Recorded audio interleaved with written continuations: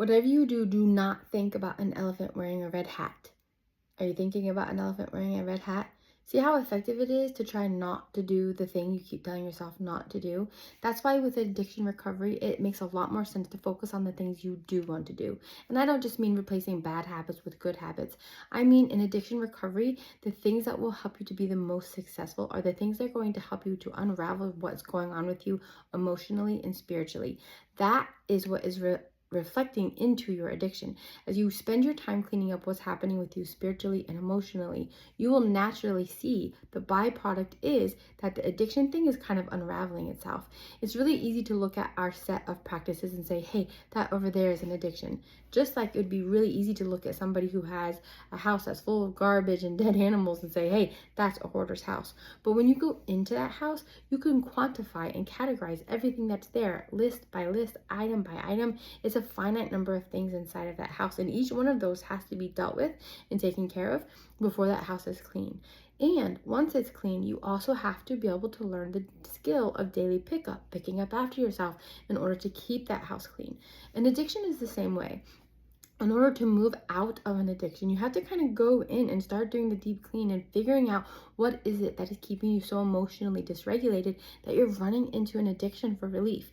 It's a finite number of things. It's a finite number of practices that you have to institute into your life to clean that up. Now, once you do, now you also have to continue to practice those things on a daily basis to maintain your clean house, to maintain your healthy practices that are not running, making you run into your addiction.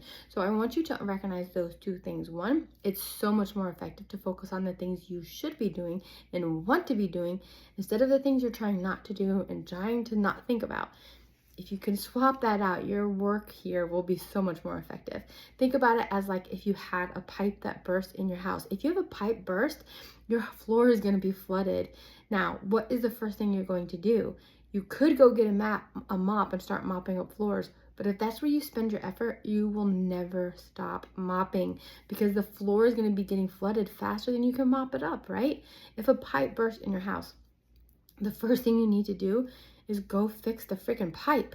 Once you do, the water stops gushing everywhere.